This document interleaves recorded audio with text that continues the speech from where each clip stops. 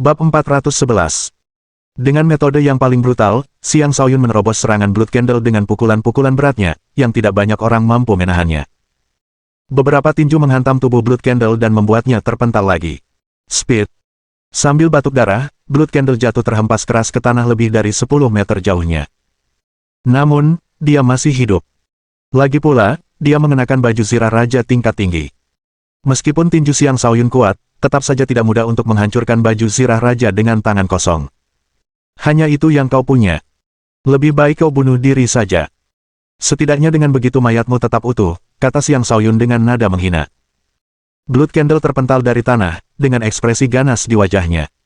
Dia mengumpulkan energi darahnya dan menyerang sekali lagi dengan tombaknya. Kali ini Xiang Shaoyun mengenakan sarung tangannya sebelum menerjang maju. Dengan kitab 6 lempengan emas yang melindunginya, dia tidak takut akan serangan lilin darah dan selalu mampu menembus serangan yang dilancarkan kepadanya dengan kekuatan.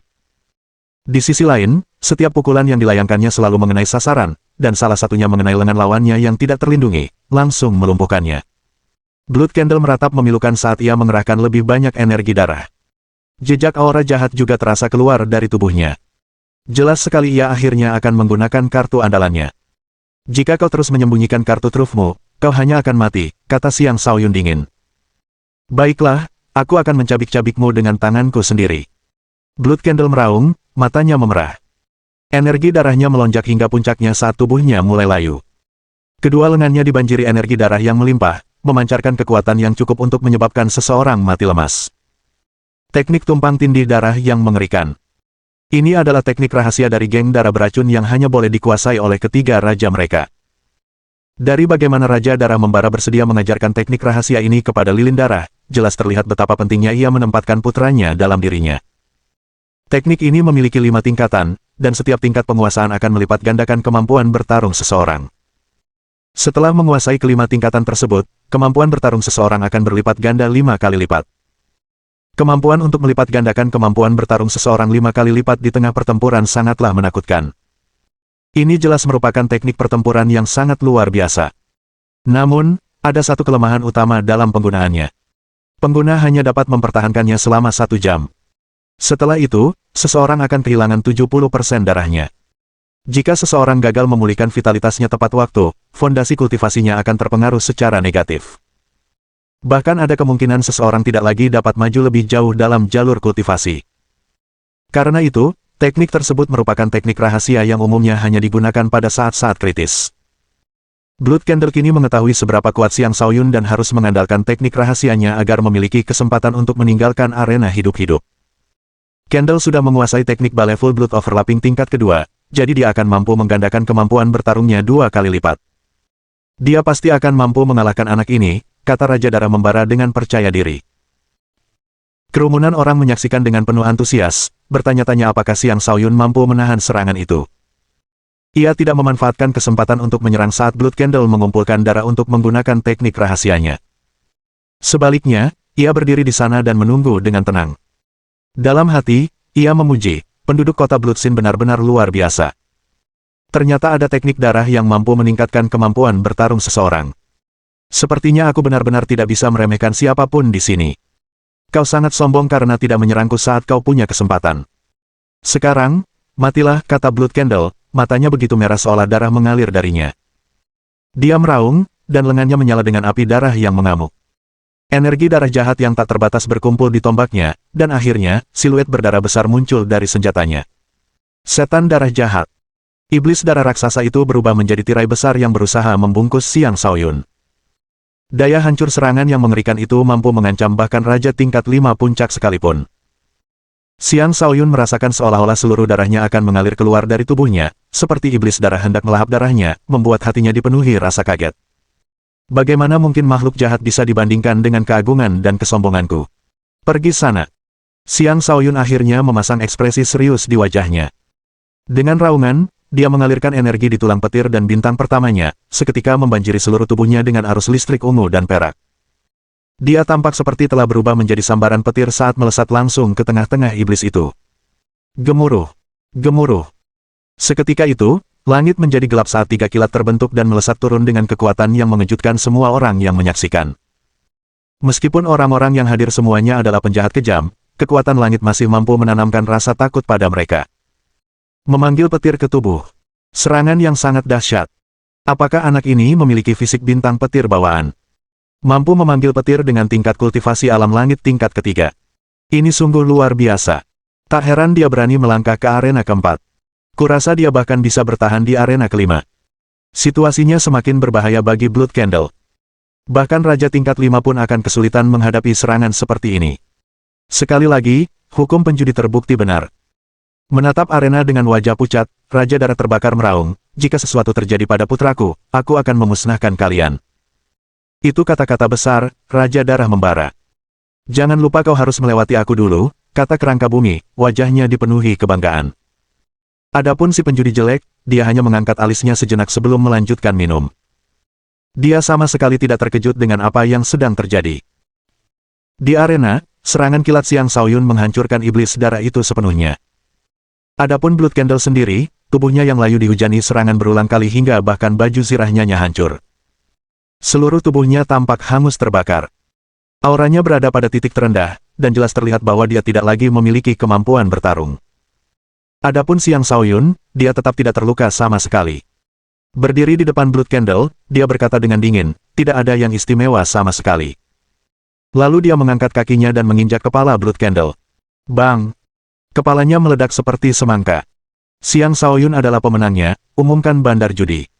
Sebagian besar penonton di bawah arena mengumpat dalam hati, sialan anak ini. Dia benar-benar berpura-pura lemah. Haha, bagus sekali, Tuan Muda Siang, seru kerangka bumi dengan gembira. Sementara itu, Raja Darah Terbakar menatap Siang Shaoyun dengan tatapan penuh niat membunuh, seolah-olah ia ingin menelan Siang Shaoyun hidup-hidup. Ia menunggu Siang Shaoyun meninggalkan arena. Ia akan menyerang segera setelah itu. Sayangnya, apa yang terjadi selanjutnya mengecewakannya. Alih-alih meninggalkan arena, Siang Shaoyun menatap bandar judi dan bertanya, Tuan, bolehkah saya melanjutkan? Sang bandar judi menatapnya dengan heran sebelum mengangguk. Jika Anda mampu, Anda bisa tinggal selama yang Anda inginkan. Terima kasih, jawab Siang Shaoyun. Dia menatap kerumunan dan berkata, siapa lagi yang berani menantangku?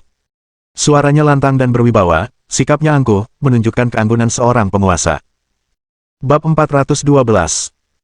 Berdiri di sana dengan pakaian putihnya yang berkibar tertiup angin dan sama sekali tidak ternoda darah, Siang Shaoyun tampak seperti putra agung dari surga. Beberapa orang yang kurang berpengetahuan di antara kerumunan itu bahkan mulai bertanya-tanya apakah dia adalah tuan muda dari suatu organisasi terkenal. Beberapa orang mengamati Siang Shaoyun secara diam-diam dari berbagai arah. Masing-masing dari mereka memegang semacam mutiara yang mereka gunakan untuk mencatat pertempuran sebelumnya. Orang yang jeli akan dapat memperhatikan bahwa mereka semua adalah mata-mata dari berbagai organisasi kuat. Para pengintai ini bukan berada di sini untuk mengumpulkan informasi. Sebaliknya, tugas utama mereka adalah mengamati para raja dan kaisar yang muncul di arena Bloodsin, menemukan dan merekrut individu-individu berbakat untuk organisasi masing-masing. Fakta bahwa Siang Shaoyun berhasil menarik perhatian mereka di pertandingan pertamanya, dapat dikatakan sebagai awal yang baik. Raja Darah Membara tidak menyangka Siang Shaoyun akan tetap berada di arena. Kilatan tajam muncul di matanya saat dia berpikir, bagus. Kau berani bertarung bahkan setelah kelelahan di pertempuran sebelumnya. Aku akan memastikan kau tidak bisa meninggalkan arena hidup-hidup. Lalu dia segera berbalik dan pergi. Dia akan mencarikan Siang Shaoyun lawan yang lebih kuat lagi. Pada saat itu, seorang pria biasa berjalan menghampiri bandar judi dan berkata, aku akan melawannya. Pria ini adalah kultivator alam langit tingkat 4 akhir. Namanya Yin Lihua. Setelah menandatangani surat pernyataan, dia melompat ke arena. Namun, dia tidak bisa langsung bertarung karena harus memberi waktu kepada orang-orang di bawah untuk memasang taruhan mereka. Tingkat pembayarannya 1:1 untuk keduanya. Pasang taruhan Anda, umumkan bandar judi tersebut. Kerumunan mulai mengumpat, pembayaran sebelumnya 5:1. Mengapa sekarang tiba-tiba 1:1? Mau bagaimana lagi? Siang Shaoyun ini terlalu kuat. Meskipun dia agak kelelahan dari pertempuran sebelumnya, ini masih merupakan imbalan yang adil, kata seseorang. Orang-orang berdiskusi di antara mereka sendiri, tetapi sangat sedikit dari mereka yang benar-benar memasang taruhan. Sebagian besar dari mereka masih menunggu penjudi jelek untuk memasang taruhannya.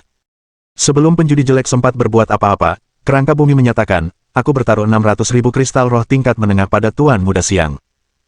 Sebelumnya, dia telah melakukan apa yang diperintahkan oleh Xiang Shaoyun dan memasang taruhan 100.000 kristal roh untuk memenangkan 5 kali lipat jumlah tersebut.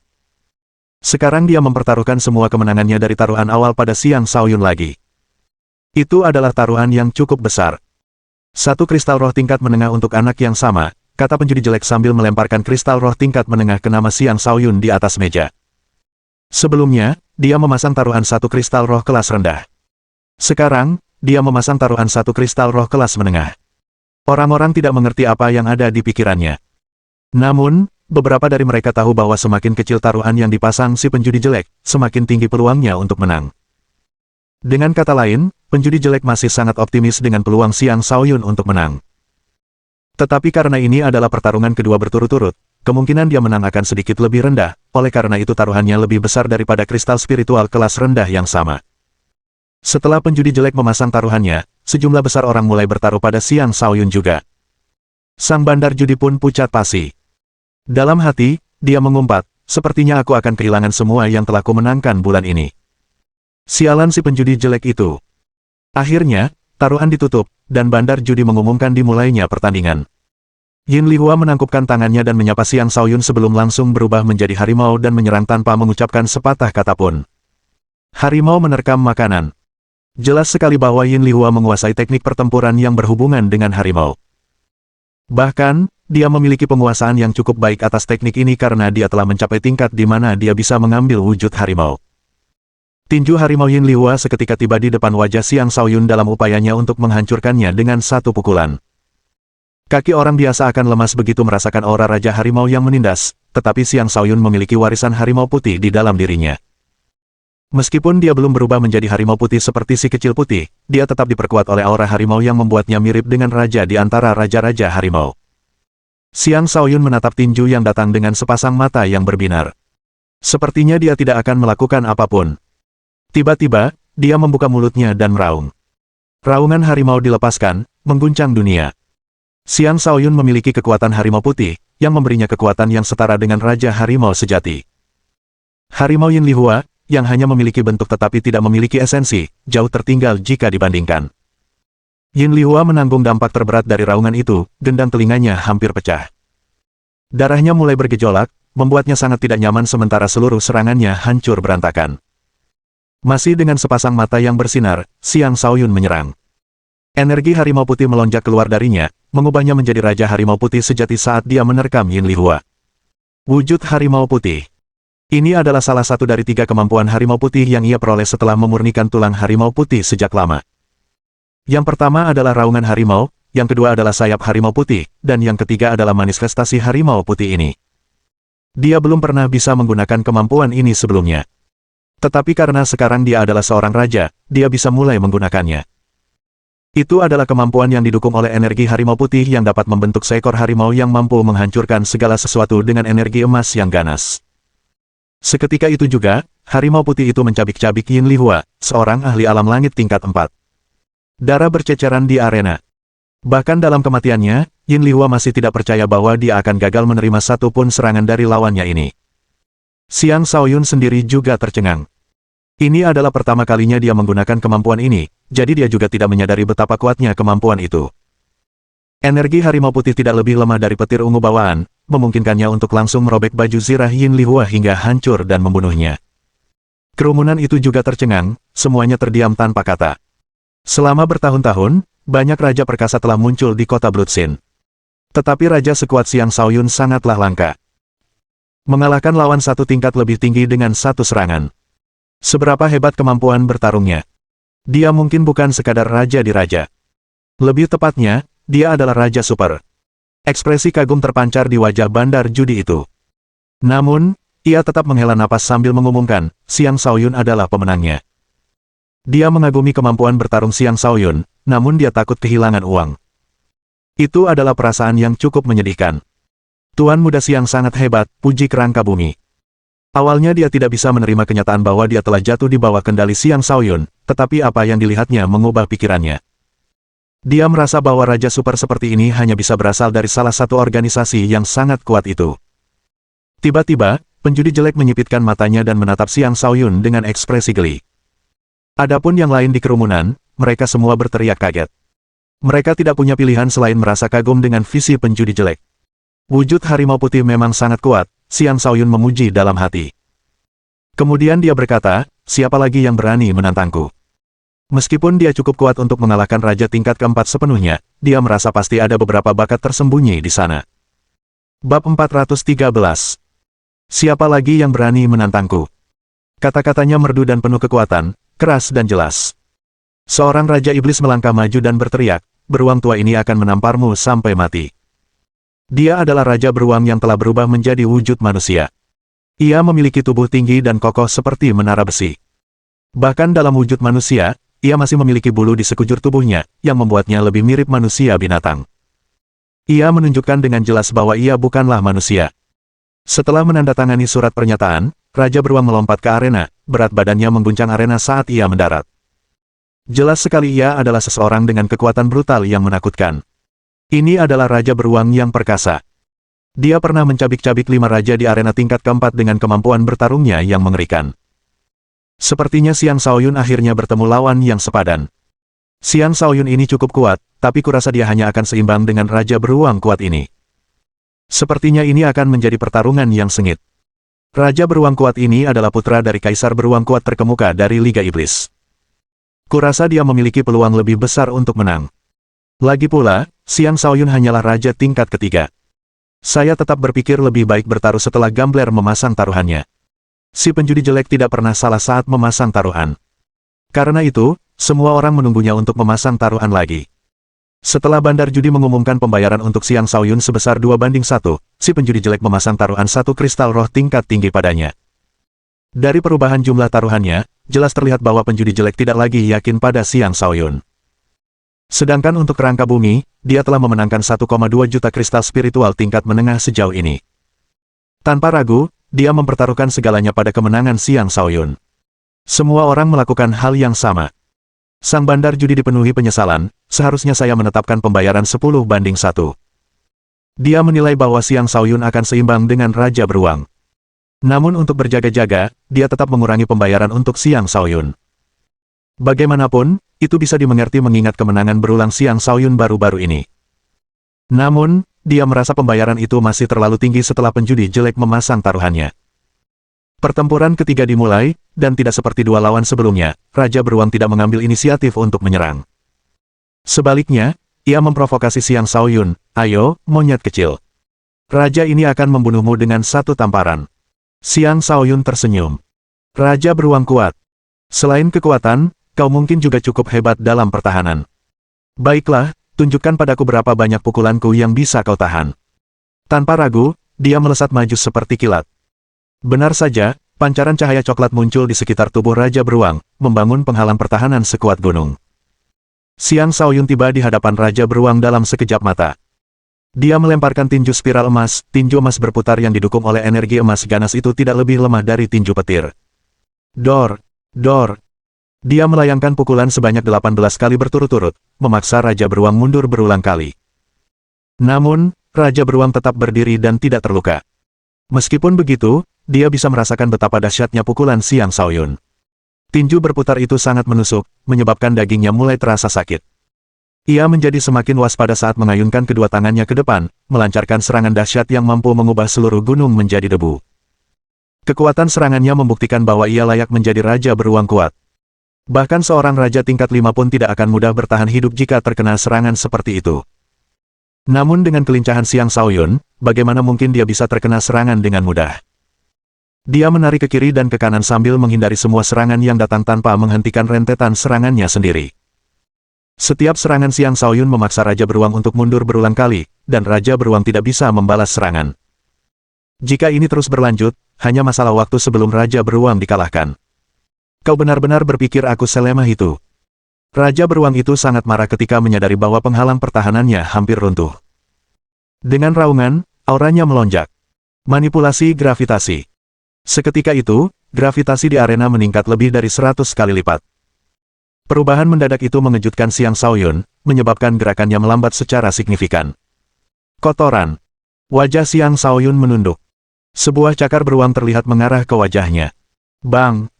Cakar itu membuatnya terhempas keras ke penghalang pertahanan di sekitar arena. Raja beruang berubah menjadi beruang raksasa dengan tinggi sekitar 4 atau 5 meter. Dia terus maju dan menghentakkan kakinya yang berat ke arah Xiang Shaoyun. Xiang Shaoyun dengan cepat melompat menjauh dari tanah dan menghindari serangan itu.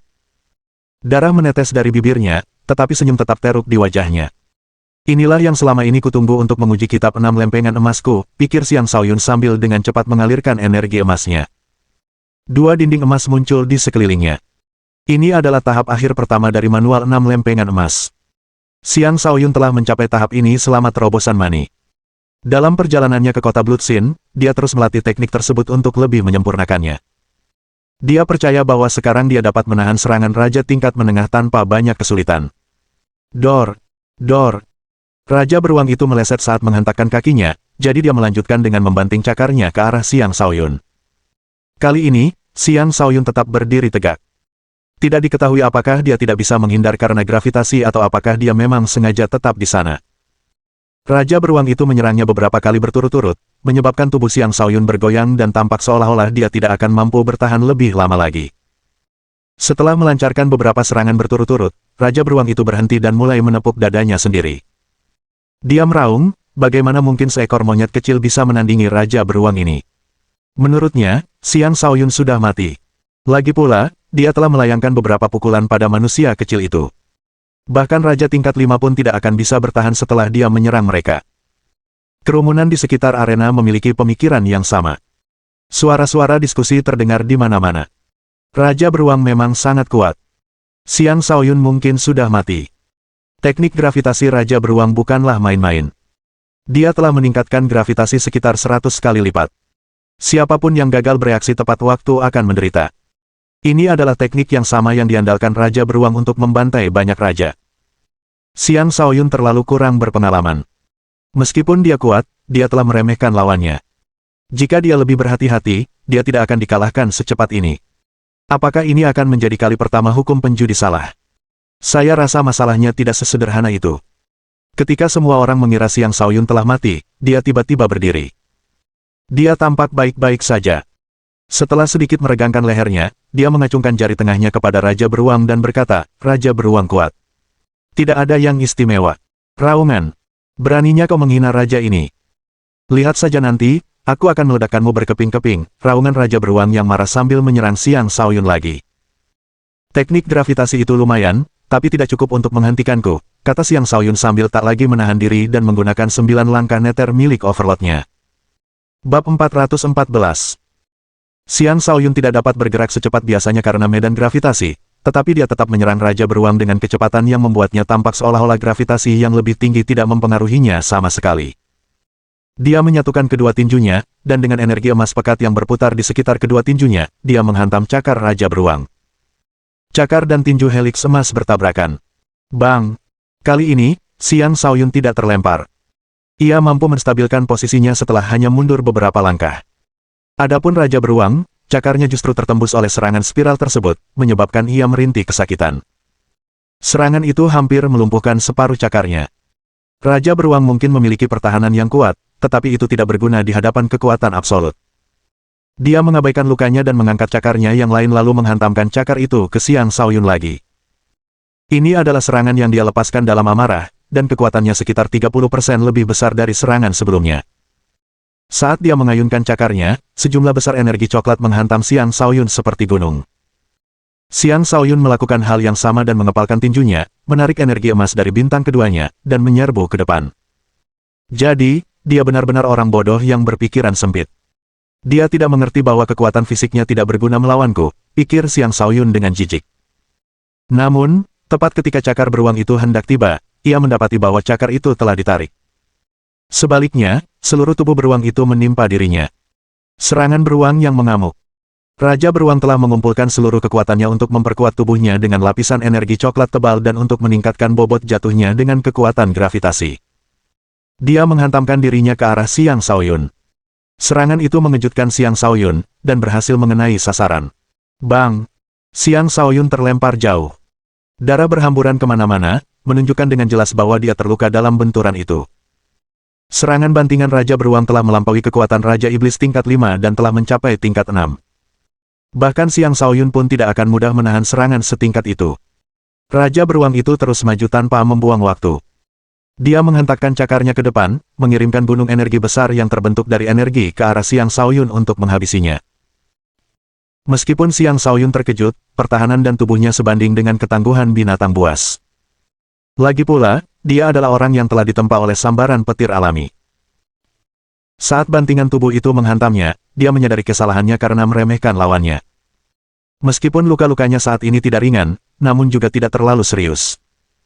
Tepat sebelum cakar itu tiba, dia bergerak lincah seperti ikan di air dan menghindar ke samping dengan gerakan kaki yang menakjubkan.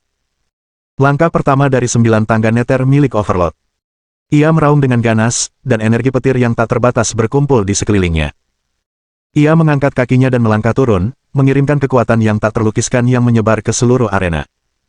Raja beruang itu merasakan seolah-olah sebuah gunung besar runtuh menimpanya. Seketika, semua pertahanannya hancur berantakan, dan tubuhnya yang besar terpaksa membungkuk di bawah beban langkah tersebut. Darah menyembur keluar dari mulutnya. Meskipun begitu, dia masih hidup, dan dia berusaha menegakkan tubuhnya agar bisa melanjutkan pertarungan. Tiba-tiba, aura Xiang Shaoyun bertambah kuat, dan lebih banyak energi petir berkumpul di sekelilingnya. Perlahan, dia mengangkat kakinya dan melangkah turun untuk kedua kalinya. Ketika langkah kedua selesai, kekuatan yang menakjubkan dilepaskan, membuatnya tampak seperti dewa yang turun ke dunia fana. Petir yang menggelegar menyambar di mana-mana, dan bahkan ruang angkasa itu sendiri terkoyak. Mengaum. Dengan lolongan yang menyedihkan, Raja beruang itu roboh ke tanah. Ia berdarah dari mata, hidung, dan mulutnya, memperlihatkan pemandangan yang mengerikan. Akhirnya, Xiang Shaoyun menarik auranya. Lebih dari setengah energi astralnya telah terkuras. Pertempuran ini telah menghabiskan lebih banyak energi daripada gabungan 2 pertempuran sebelumnya. Seseorang benar-benar tidak boleh lengah di arena Bloodsin, pikir Xiang Shaoyun. Dia mengira beruang itu adalah lawan yang berpikiran sederhana dan hanya mengandalkan kekuatan fisik, tetapi dia benar-benar salah. Tidak ada satupun makhluk iblis yang mampu hidup di wilayah manusia yang tidak memiliki kecerdasan. Bahkan, beberapa di antaranya bisa sangat licik.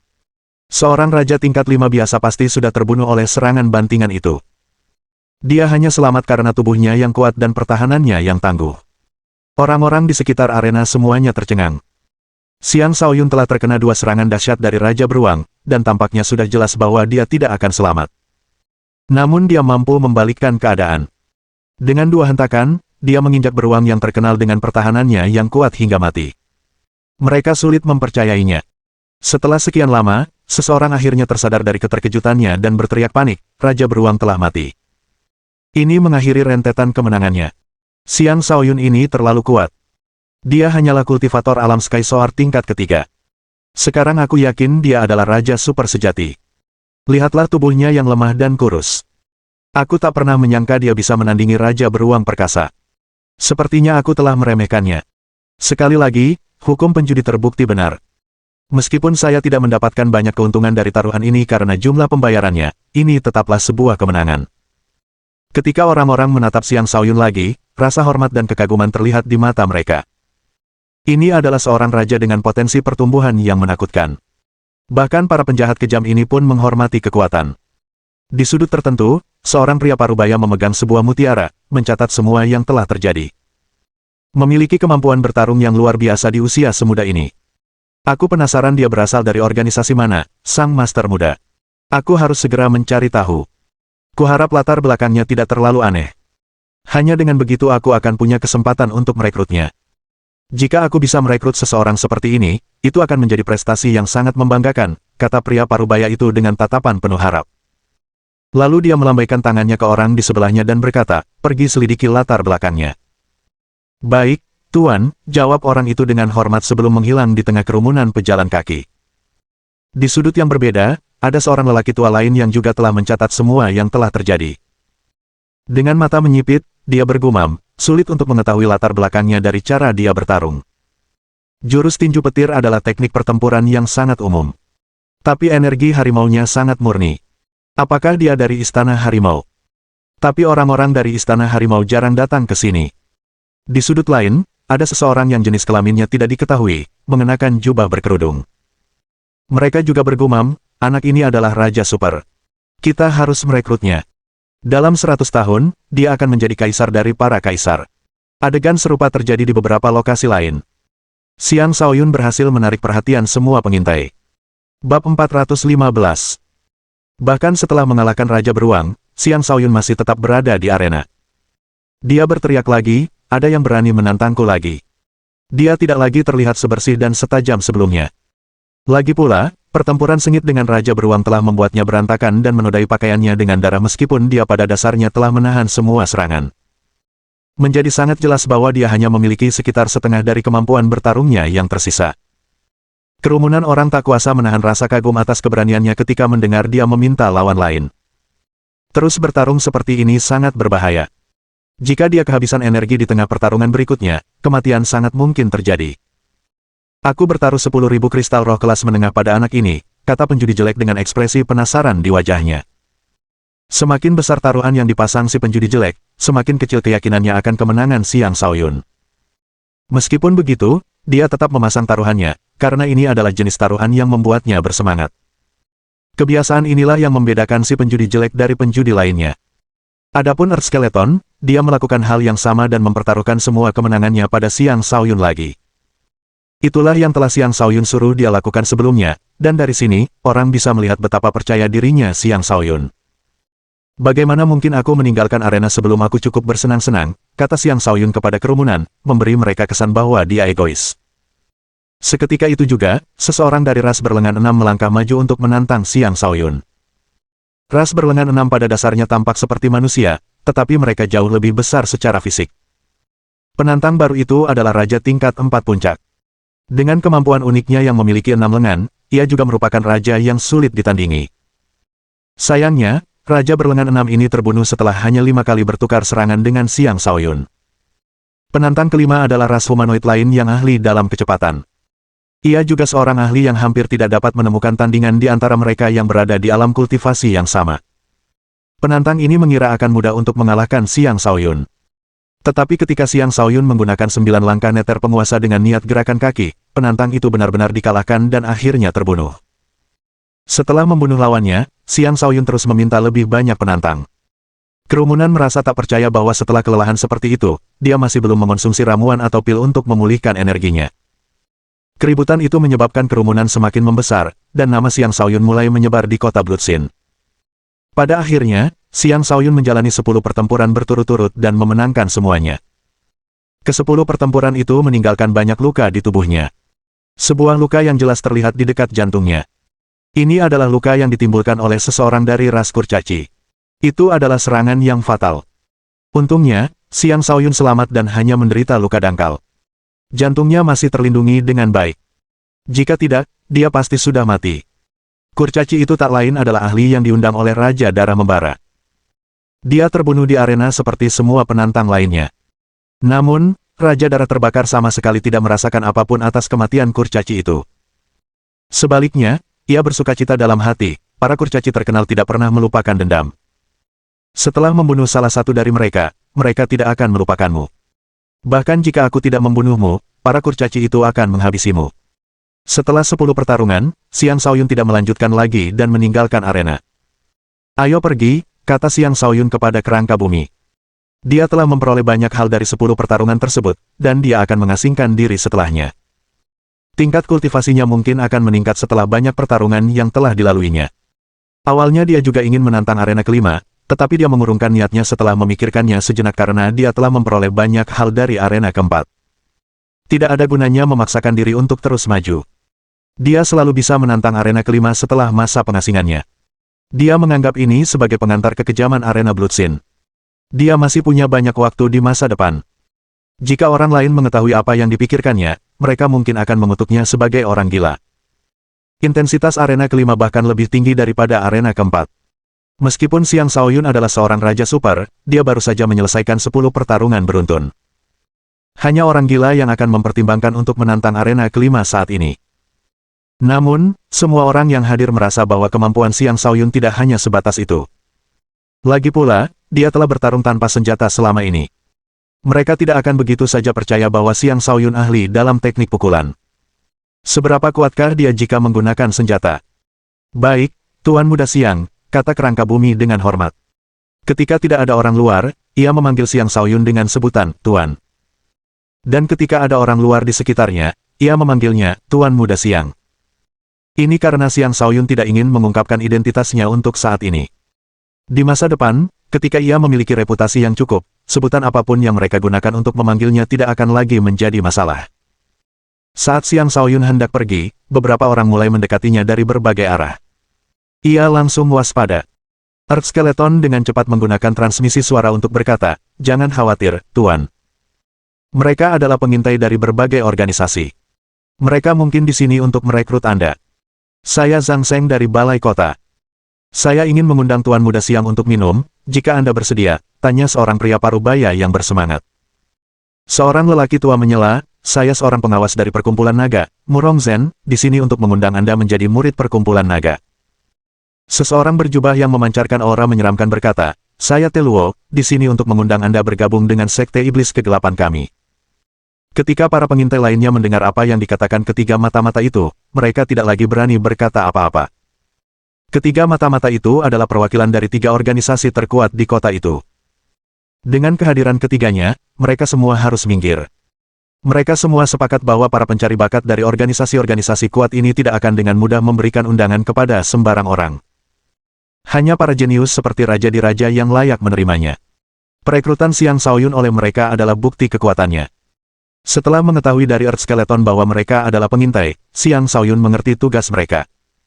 Dengan bijaksana ia berkata, "Maaf, tapi saya sudah dibantu oleh sebuah organisasi. Terima kasih atas undangannya." Pada umumnya, begitu seseorang memperjelas bahwa mereka sudah memiliki pendukung, para pencari bakat akan beralih ke target lain. Lagi pula, pendukung seorang jenius bisa jadi juga merupakan sosok yang menakutkan. Meskipun organisasi-organisasi ini kuat di kota Bloodsin, bukan berarti mereka tak terkalahkan di wilayah tersebut. Para pengintai pergi dengan kecewa. Adapun Siang Shaoyun, dia segera pergi bersama Earth Skeleton.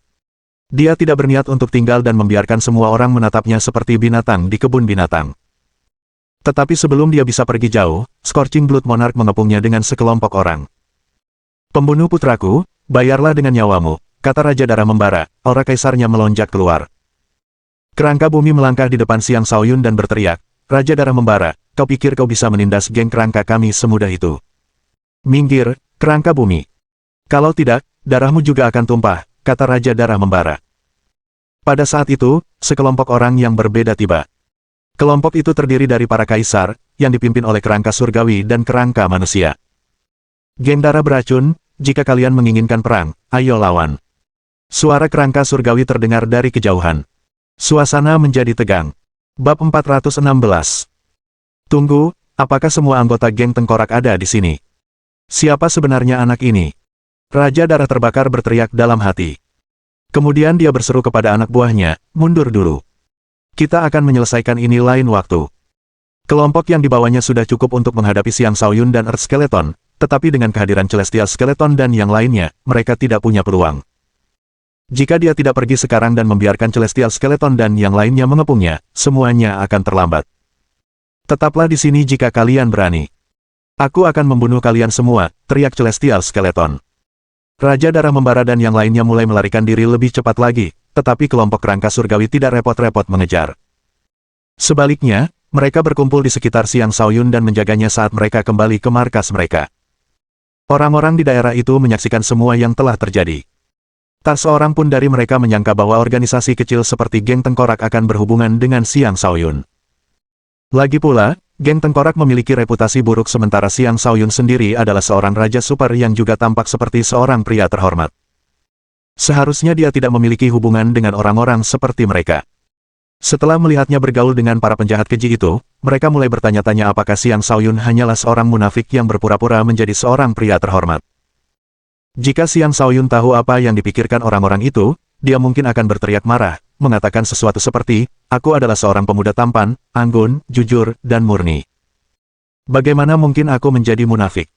Kalian semua pasti buta." Dengan Celestial Skeleton, Earth Skeleton, dan yang lainnya mengawalnya, Siang Shaoyun segera kembali ke markas geng Skeleton. Di sana, ia langsung mengasingkan diri untuk memulihkan diri dari luka-lukanya.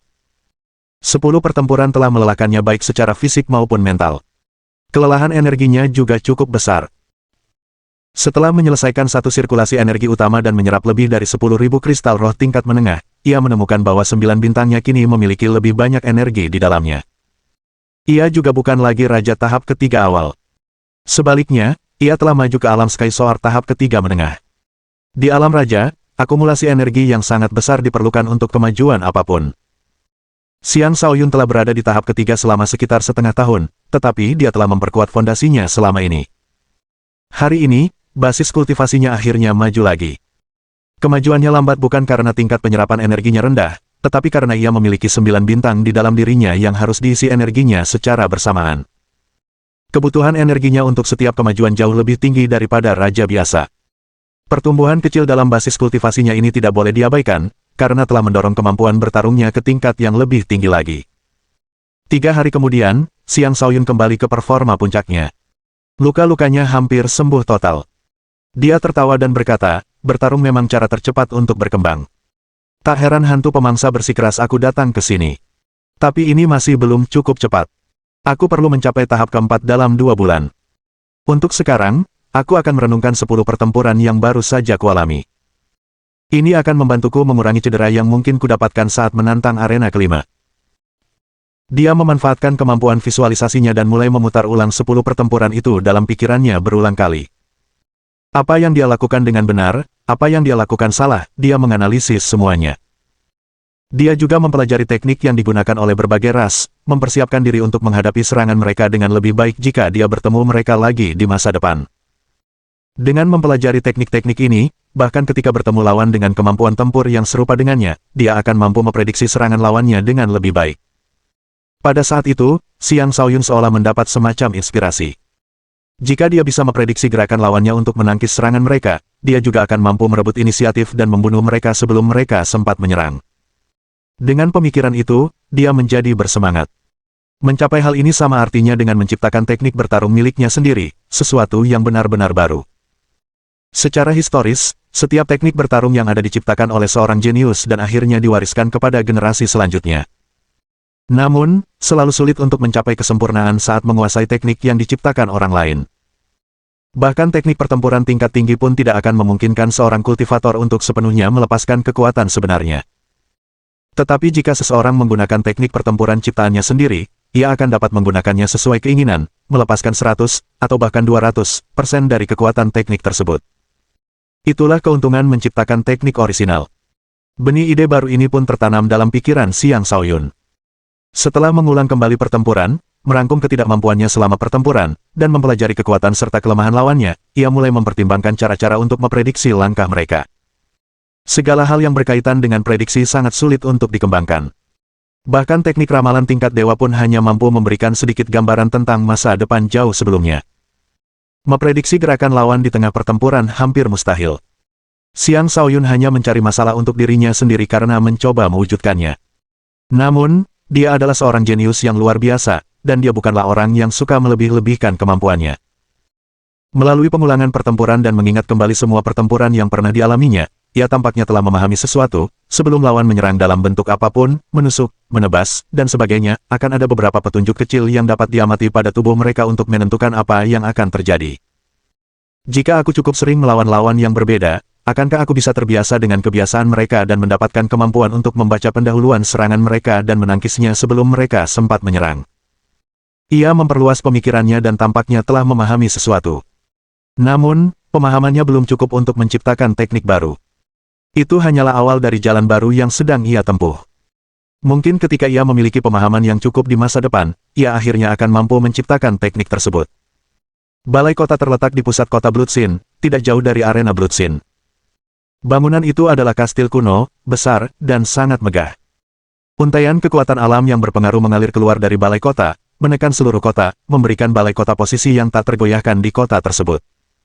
Saat itu, Zhang Sheng dengan hormat mempersembahkan kristal perekam kepada seorang pria parubaya tampan yang duduk di singgasana di aula utama. Pria parubaya itu memiliki penampilan tegas yang mampu mengundang rasa hormat dari siapapun yang memandanginya. Dia adalah Tang Zhan, gubernur kota Bloodsin. Setelah menjadi penguasa 2000 tahun yang lalu, dia telah bertempur dalam 108 pertempuran dan tidak pernah dikalahkan. Dia bahkan berhasil menembus lapisan kelima alam iblis, masuk dan keluar sebanyak 7 kali. Dia telah memberikan kontribusi besar bagi dunia permukaan, dan sekarang dikenal sebagai Tang yang tak tertandingi. Dia bukan lagi seorang penguasa. Dia telah melampaui ranah itu. Jika tidak, dia tidak akan mampu memimpin salah satu organisasi paling kuat di kota Bloodsin, berdiri sejajar dengan organisasi-organisasi lain. Dia menatap dalam-dalam kristal perekam itu. Ekspresi keheranan muncul sesaat di matanya saat dia berkata, apakah Anda sudah menyelidiki latar belakang anak ini? Namanya Xiang Shaoyun, umurnya sekitar 18 tahun. Dia tiba di kota ini belum lama, dan dia memiliki 3 pengikut kaisar. Saya tidak tahu bagaimana dia tiba-tiba menjadi tamu kehormatan geng tengkorak, kata Zhang Sheng. Kirim beberapa orang untuk mengawasinya. Jaga dia tetap aman. Aku akan menemuinya sendiri setelah meninggalkan alam iblis, kata Tang Zhan sebelum perlahan menghilang. Bab 417. Sekitar 10 hari kemudian, Xiang Shaoyun meninggalkan pengasingannya. Ketika ia berjalan di koridor markas geng tengkorak lagi, orang-orang menunjukkan rasa hormat yang jauh lebih besar kepadanya. Siapapun yang bertemu dengannya menyapanya dengan hormat, salam, Tuan Muda Xiang. Xiang Shaoyun agak bingung, tetapi dia segera mengerti alasannya. Ternyata prestasinya meraih 10 kemenangan beruntun di arena Bloodsin telah menyebar ke seluruh geng tengkorak. Mereka semua tahu dia adalah Raja Super. Dan ketika mereka memikirkan betapa hormatnya ketiga pemimpin itu kepadanya, mereka semua menyimpulkan bahwa dia pasti seorang tuan muda dari organisasi yang kuat. Xiang Shaoyun tidak mempedulikan dugaan mereka karena ia yakin tak seorang pun dari mereka akan membayangkan bahwa ia sebenarnya adalah seorang tuan muda yang telah kehilangan kehormatannya. Ia langsung menuju aula utama dan memanggil ketiga skeleton itu. Ada apa? Mengapa kalian semua terlihat sangat cemas? Tanya Xiang Shaoyun ketika melihat mereka. Guru, sekte wajah hantu telah menyerang kita. Banyak dari kita yang terluka, kata kerangka surgawi. Sekte wajah hantu telah menyerang. Xiang Shaoyun mengerutkan kening. Ya, kita bahkan tidak tahu bagaimana kita telah menyinggung perasaan mereka. Mereka memiliki penguasa dalam organisasi mereka. Kita sama sekali tidak akan mampu menandingi mereka, kata kerangka bumi dengan muram. Apakah geng darah beracun telah melakukan konspirasi di belakang kita, tebak manusia kerangka. Xiang Shaoyun berkata, tidak, kalian semua salah. Akulah target mereka. Ketiganya langsung terdiam. Xiang Shaoyun adalah guru mereka. Karena musuh datang untuknya, dialah yang akan menentukan langkah selanjutnya. Ikutlah denganku. Kita akan mengunjungi sekte wajah hantu, kata Xiang Shaoyun. Ya, jawab ketiganya. Sekte wajah hantu adalah salah satu organisasi terkuat setelah 5 organisasi terbesar di kota itu. Jika mereka tidak dapat menyelesaikan konflik ini, maka ini akan menjadi akhir dari geng tengkorak. Semoga saja medali hantu pemangsa benar-benar berguna, desah Xiang Shaoyun dalam hati. Kemudian dia langsung pergi ke sekte wajah hantu bersama ketiga tengkorak itu. Tetapi sebelum mereka tiba, mereka dicegat oleh beberapa anggota sekte wajah hantu. Para pencegat itu masing-masing mengenakan topeng wajah hantu, menyembunyikan wajah mereka. Orang hanya dapat menentukan jenis kelamin mereka melalui garis luar tubuh mereka. Pemimpin kelompok itu adalah wanita bertopeng yang sama dari tokoh obat klan Yu. Dia dikenal sebagai Nyonya Sura. Topeng berwajah hantu yang dikenakannya tampak seperti wajah seorang sura, memiliki wajah yang menakutkan dan sepasang mata yang penuh amarah. Dari ketiga skeleton itu, Xiang Shaoyun mengetahui bahwa Lady Sura ini adalah seorang kultivator muda berbakat dari Sekte Ghostface, salah satu dari 10 raja muda terkuat di kota Bloodsin. Ke-10 raja muda terkuat ini bukanlah raja biasa. Melainkan, mereka adalah raja super. Bahkan, mereka adalah yang terkuat di antara para raja super. Jika tidak, mereka tidak akan memenuhi syarat untuk masuk dalam peringkat 10 terkuat di kota ini. Lady Sura pernah meraih 18 kemenangan beruntun di arena ke-10 melawan orang-orang yang 2 tingkat di atasnya dalam kultivasi, itulah sebabnya ia mendapatkan reputasinya. Tidak ada yang pernah melihat wajah aslinya sebelumnya. Atau lebih tepatnya, mereka yang pernah melihat wajah aslinya adalah orang-orang terdekatnya atau sudah meninggal. Kau berani-beraninya mengambil inisiatif datang kepada kami. Sungguh berani, ujar Lady Sura dengan dingin. Ia ramping dan tinggi, dadanya begitu berisi sehingga baju zirah perangnya hanya mampu menutupi setengahnya, membuat orang sulit untuk mengalihkan pandangan darinya. Xiang Shaoyun tak sanggup berdebat dengannya dan langsung mengeluarkan sebuah medali lalu bertanya, apakah kau mengenali medali ini? Ketika Lady Sura melihatnya, pupil matanya menyempit. Ia langsung berlutut dan berkata, Lady Sura memberi salam kepada pemimpin sekte. Xiang Shaoyun terstunet dan berteriak dalam hati, ini medali ketua sekte. Dia menatap medali kuno yang dipegangnya, mencoba dan gagal menemukan sesuatu yang istimewa tentangnya. Bangkitlah, kata Xiang Shaoyun. Kau tidak diperbolehkan mengejarku dan geng tengkorak lagi. Mengerti? Xiang Shaoyun mengira medali itu sudah cukup untuk membuat Lady Sura berhenti mengganggunya. Namun, wanita itu mengangkat kepalanya dan berkata, kami harus memperlakukan medali ini seperti milik ketua sekte sendiri. Namun, kau bukan bagian dari kami. Aku belum pernah mendengar medali ini hilang ke tangan orang luar. Aku tidak peduli bagaimana kau mendapatkan medali ini, tetapi kau harus ikut ke sekte bersamaku. Jika tidak, setelah aku melaporkan ini kepada ketua sekte, seluruh geng tengkorakmu akan dimusnahkan. Satu-satunya alasan Lady Sura berlutut adalah karena medali itu, bukan karena Xiang Shaoyun. Xiang Shaoyun tidak menyangka akan mendapat respons seperti itu, tetapi dia tersenyum dan menjawab, begitu. Baiklah. Silakan tunjukkan jalannya. Ini akan menjadi kesempatan bagus bagiku untuk mengamati sekte wajah hantu lebih dekat. Karena dia sudah tahu bahwa medali ini adalah medali pemimpin sekte, dia juga tahu bahwa Devouring Ghost memiliki semacam hubungan dengan sekte Ghostface. Dengan kata lain, sekte Ghostface ini mungkin saja menjadi penolong barunya. Itulah mengapa dia berani pergi bersama Lady Sura. Sekalipun mereka akhirnya bersikap bermusuhan, dia tetap yakin mereka tidak akan langsung membunuhnya. Masih ada ruang untuk negosiasi. Hanya kau yang boleh datang. Mereka tidak boleh menyusul, kata Lady Sura dingin. Tuan Muda Xiang, Anda tidak bisa menyetujui ini, seru ketiga skeleton dengan cemas. Mereka takut Xiang Shaoyun akan celaka jika pergi sendirian. Xiang Shaoyun melambaikan tangannya dan berkata, jangan khawatir. Pulanglah dulu. Kemudian dia berkata kepada Lady Sura, silakan pimpin jalan. Lady Sura menatap Xiang Shaoyun dengan heran sebelum berbalik dan mulai berjalan di depan. Sekte wajah hantu terletak di bagian barat laut kota. Gerbang utama sekte itu dibangun dalam bentuk wajah hantu raksasa dan tampak begitu mengerikan sehingga orang biasa tidak akan berani menatapnya langsung. Mata pada wajah itu berdenyut dengan dua gumpalan api, seolah-olah itu benar-benar wajah hantu jahat. Itu sudah cukup untuk menanamkan rasa takut di hati seseorang. Para anggota sekte wajah hantu menjaga gerbang. Orang biasa tidak akan punya kesempatan untuk masuk. Bahkan penjaga terlemah pun adalah ahli alam langit. Dari sini, kekuatan sekte wajah hantu sudah jelas. Selain klan Yu dan Balai Kota, sekte wajah hantu adalah organisasi tertua di kota itu. Secara umum diakui bahwa sekte wajah hantu adalah organisasi tingkat 6, tetapi ada juga rumor bahwa pemimpin sekte tersebut telah lama melampaui alam fondasi jiwa. Jika itu benar, sekte wajah hantu akan memenuhi syarat sebagai organisasi tingkat 7. Hanya kekuatan super sejati di kota itu yang mengetahui sejauh mana kekuatan sekte wajah hantu. Bagaimanapun, sekte wajah hantu tidak diragukan lagi adalah organisasi yang kuat. Bahkan Xiang Shaoyun agak terkejut ketika melihat gerbang besar yang menyerupai wajah hantu, tetapi itu masih belum cukup untuk menakutinya. Tak lama kemudian, ia memasuki sekte tersebut bersama Lady Sura. Ia segera merasakan energi yin yang jahat di udara. Suara ratapan hantu bergema di mana-mana, dan ia merasa seperti telah memasuki neraka, melihat wajah-wajah hantu yang menyeramkan di sekelilingnya. Itu adalah tempat yang sangat mengerikan. Sekte wajah hantu memang pantas mendapatkan reputasinya, gumam Xiang Shaoyun dalam hati. Sejak ia masuk, ia merasakan seolah-olah banyak sekali mata yang menatapnya sepanjang waktu, membuatnya merasa sangat tidak nyaman. Bab 418. Markas sekte wajah hantu dipenuhi dengan berbagai bangunan dan toko kuno serta beberapa dekorasi batu. Sesekali, lampu merah berkedip di beberapa tempat secara acak, membuat markas itu tampak seperti pemandangan dari neraka. Seluruh markas dibangun sedemikian rupa sehingga tampak seperti istana hantu yang tidak mungkin dihuni oleh orang biasa. Tak lama kemudian, Lady Sura membawa Xiang Shaoyun ke istana terbesar. Istana itu dijaga oleh dua binatang buas yang besar dan ganas.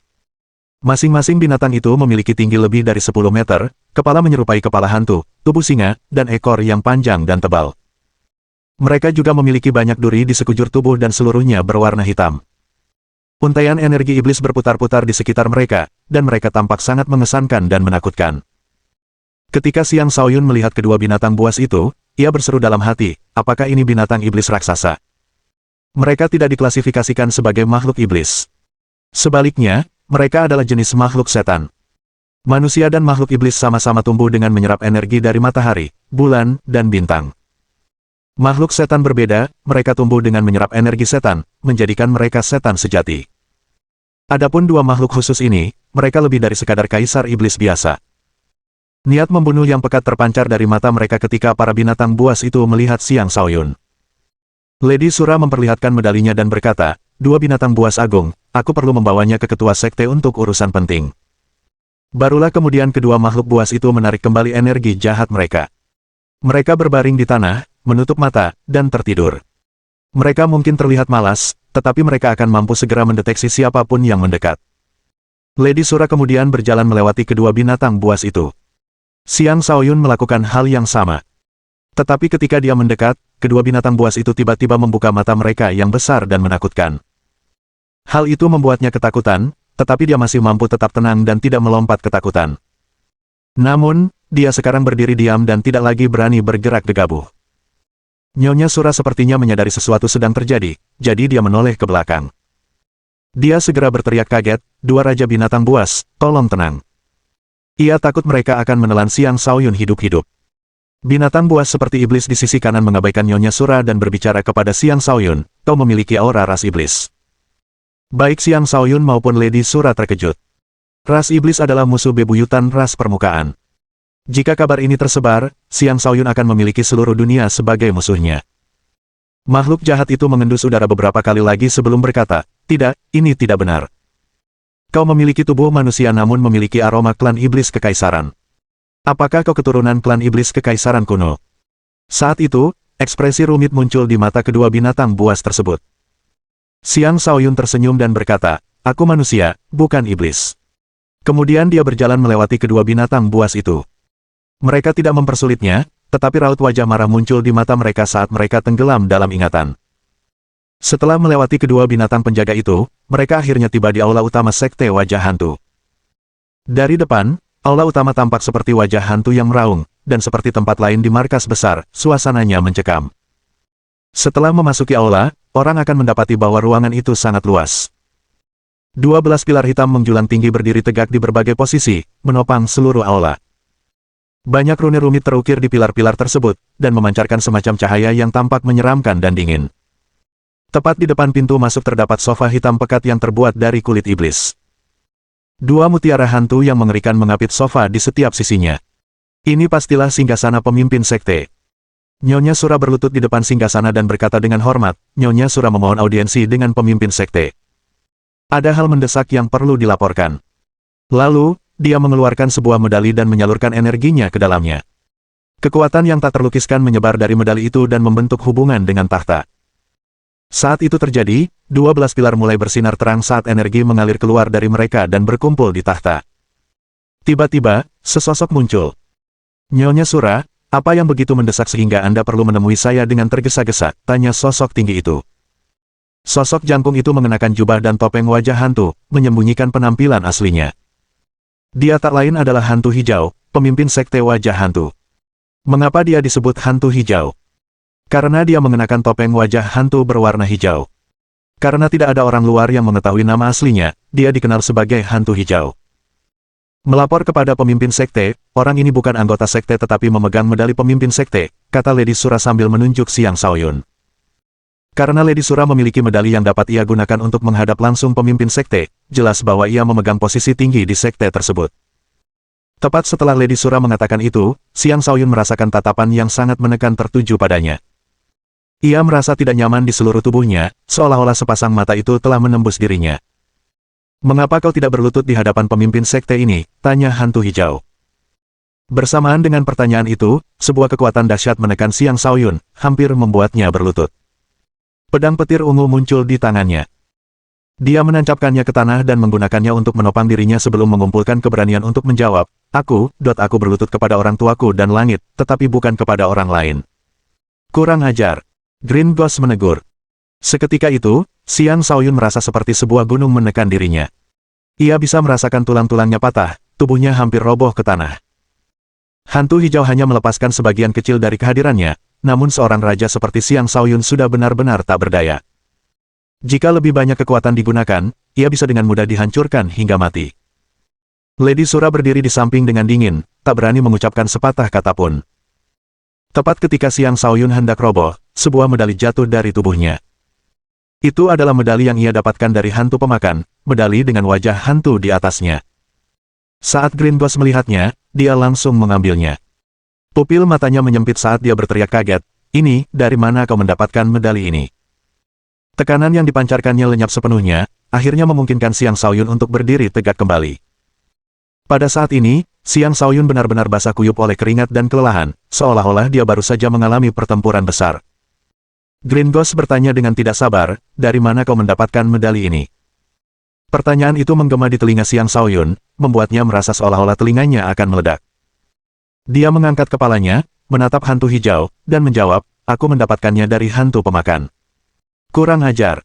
Kau berani memanggil tuanku dengan namanya secara langsung. Hantu hijau mengamuk dan mengirimkan serangan energi ke arah Xiang Shaoyun. Speed. Xiang Shaoyun terlempar sambil batuk darah. Namun, jelas bahwa hantu hijau tidak berniat membunuhnya. Dia hanya berniat melukainya dengan serius. Saya ulangi. Siapa yang memberimu medali ini? Green Ghost melesat maju dari singgasana dan mengulangi pertanyaannya. Hantu pemangsa. Dia bilang padaku bahwa selama aku menunjukkan medali ini kepada sekte wajah hantu, aku akan dibiarkan sendirian, kata Xiang Shaoyun dengan tegas. Dengan mengerutkan kening, hantu hijau mengamati wajah Xiang Shaoyun. Ia tiba-tiba gemetar dan berkata, Tuan Xiang, itu Anda. Bab 419. Bahkan hantu hijau yang perkasa pun menunjukkan rasa takut di wajahnya ketika menyebut nama Tuan Xiang. Jelas sekali betapa besar pengaruh Tuan Xiang terhadap dirinya. Namun ia segera pulih. Ia berkata, bukan, kau bukan dia. Apakah kau keturunannya? Xiang Shaoyun terlalu lemah untuk berkata apa-apa, jadi dia menutup matanya dan mulai menjalankan metode kultivasinya untuk menyembuhkan dirinya sendiri. Dia ingin menggunakan setetes cairan petir untuk menyembuhkan dirinya, tetapi memutuskan untuk tidak melakukannya setelah berpikir sejenak. Orang gila di hadapannya ini terlalu sulit diprediksi. Ketika hantu hijau melihat Xiang Shaoyun tidak menjawab, dia segera merasakan kondisi Xiang Shaoyun saat itu. Perasaannya menjadi rumit saat dia menatap Nyonya Sura dan berkata, Nyonya Sura, berikan dia pil pemulihan kehidupan dan setetes mata air spiritual atas nama saya untuk membantunya pulih. Baik, Ketua Sekte. Nyonya Sura tak berani menunggu dan segera mengeluarkan pil dan setetes air mata air spiritual dari cincin penyimpanannya. Kemudian ia berjalan menuju Xiang Shaoyun. Ia membantunya berdiri dan memberinya makan. Dari jarak sedekat itu, aroma harumnya tercium oleh Xiang Shaoyun, membuat jantungnya berdebar kencang. Ia juga menyadari bahwa bahaya telah berakhir dan nyawanya tidak lagi dalam bahaya. Dia tak sanggup memikirkan hal lain saat dengan cepat memanfaatkan kekuatan pil dan mata air spiritual untuk menyembuhkan lukanya. Kondisinya baru sedikit membaik ketika hantu hijau menjadi tidak sabar dan bertanya, katakan padaku. Siapa kau? Di mana tuanku? Aku tak punya banyak waktu lagi. Jelas sekali Green Ghost sangat cemas.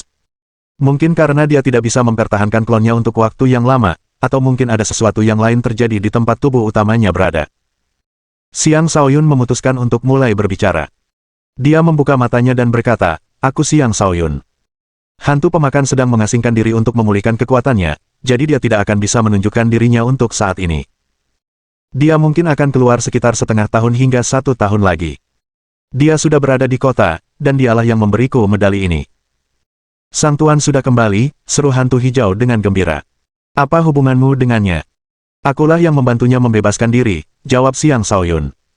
Dia memilih untuk tidak memberitahu hantu hijau bahwa hantu pemangsa sekarang adalah pengikutnya. Dia takut hantu hijau tidak akan bisa menerimanya dan akan menyerangnya lagi karena marah. Bagus, sangat bagus. Nyonya Sura, sebelum saya kembali dari alam iblis, dia akan menjadi tamu kehormatan sekte wajah hantu kita. Jaga dia baik-baik di kota Bloodsin. Setujui semua permintaannya. Kita akan memutuskan apa yang harus dilakukan ketika saya kembali, kata sekte wajah hantu sebelum menghilang begitu saja. Baik, Ketua Sekte, jawab Lady Sura dengan hormat. Pada saat itu, Lady Sura sudah benar-benar terkejut. Dia tidak pernah menyangka bahwa Xiang Shaoyun, seorang pemuda, ternyata memiliki hubungan keluarga dengan guru dari pemimpin sektenya. Tak heran dia bisa mengeluarkan medali pemimpin sekte. Setelah hantu hijau pergi, Xiang Shaoyun mengabaikan Lady Sura dan duduk bermeditasi untuk melanjutkan penyembuhannya. Dia masih belum menggunakan cairan petir. Dia tidak perlu membuang setetes pun karena pil pemulihan kehidupan dan beberapa obat spiritual lainnya sudah cukup untuk memulihkannya. Di kedalaman alam iblis terdapat suatu tempat yang dipenuhi energi iblis. Binatang-binatang iblis berkeliaran di tanah itu, dan masing-masing sangat kuat. Tidak ada yang lebih lemah dari Kaisar Iblis, dan bahkan penguasa iblis pun dapat terlihat. Hampir tidak ada manusia di sini, tetapi di area berbahaya tertentu terdapat seorang pria dengan topeng wajah hantu hijau. Sejumlah besar energi iblis mengelilinginya, dan saat ini dia sedang meminum darah iblis yang baru saja dia bunuh. Saat dia melakukan itu, vitalitasnya melonjak. Ternyata, ini adalah tubuh utama Green Ghost. Dia terluka parah dan saat ini sedang melahap darah iblis untuk memulihkan vitalitasnya dan menyembuhkan luka-lukanya. Tiba-tiba ia membuka mata merahnya dan bergumam, Tuan masih hidup. Aku harus segera kembali ke kota Bloodsin.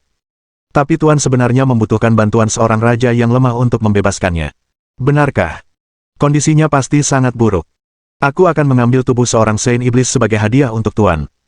Dengan pemikiran itu, dia meningkatkan kecepatan penyerapan darah untuk mempercepat pemulihannya.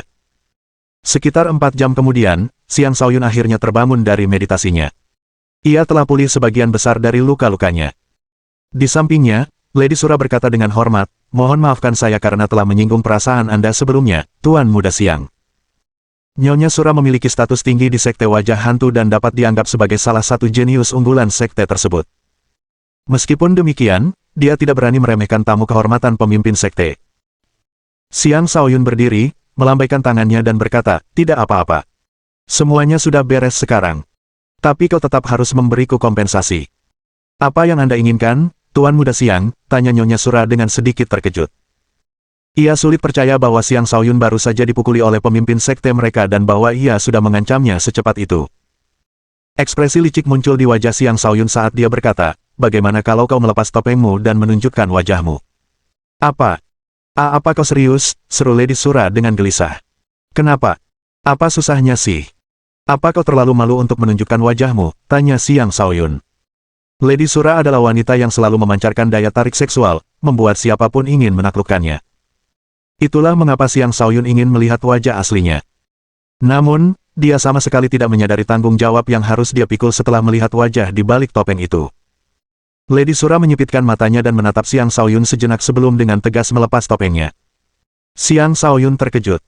Wajah yang kecoklatan terungkap di hadapannya, memperlihatkan sepasang mata dengan kelopak mata tunggal. Rambutnya terurai anggun di belakang cuping telinganya. Hidung mancung, bibir tebal, fitur wajahnya simetris sempurna. Jika dia tidak memiliki bibir tebal yang sesuai dengan hidung mancungnya, dia tidak akan terlihat secantik ini. Wajahnya memang tidak sempurna atau seputih salju, tetapi apa yang dimilikinya, ditambah dengan sosoknya yang memikat, menghadirkan kecantikan yang liar dan eksotis. Xiang Shaoyun telah melihat banyak wanita cantik, tetapi ini adalah pertama kalinya ia melihat wanita dengan kecantikan seperti ini. Ia merasakan darahnya mendidih karena gairah, dorongan untuk menaklukkannya muncul dalam dirinya. Itu murni nafsu, bukan kekaguman atau cinta. Apakah kau sudah selesai menatap? Tanya Lady Sura dengan tenang. Barulah kemudian Xiang Shaoyun kembali tenang. Ia berkata, sangat indah. Sangat berkelas. Lady Sura mengenakan kembali topengnya dan berbicara pelan, sekte ini memiliki aturan bahwa siapapun yang telah melihat wajahku akan mati atau menjadi kekasihku, menjadi anggota sekte. Karena kau adalah tamu kehormatan sekte ini, aku tidak bisa membunuhmu. Jadi satu-satunya pilihanku sekarang adalah bunuh diri. Sebuah belati muncul di tangannya, dan dia mengayunkannya ke arah lehernya sendiri. Tunggu. Kau bisa menjadi wanitaku, seru Xiang Shaoyun. Tingkat kultivasimu jauh lebih rendah dariku. Kau bukan tipe pria yang kuinginkan, Lady Sura menolak dengan lugas. Bab 420. Xiang Shaoyun merasa harga dirinya terluka oleh kata-kata Lady Sura. Dia selalu menganggap dirinya sebagai individu yang luar biasa. Sebagian besar waktu, dialah yang dihujani pengakuan cinta sementara dia tetap tidak terpengaruh sama sekali. Dia merasa agak terhina ketika Lady Sura mengatakan bahwa dia tidak cukup baik untuknya. Hal itu membangkitkan harga dirinya, dan dia berkata dengan dingin, aku akui aku bukan tandinganmu saat ini. Tapi siapa aku? Bahkan jika kau seorang kaisar, aku tidak akan butuh waktu lama untuk melampauimu.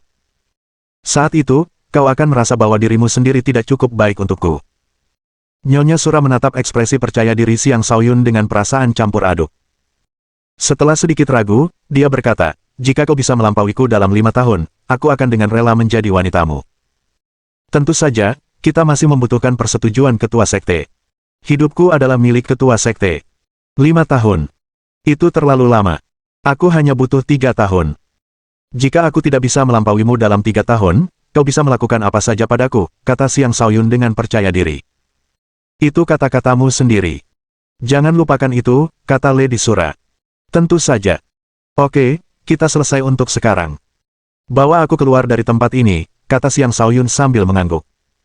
Wanita seperti Lady Sura sangatlah langka. Ia bukanlah wanita tercantik yang memukau, tetapi ia tetap eksotis.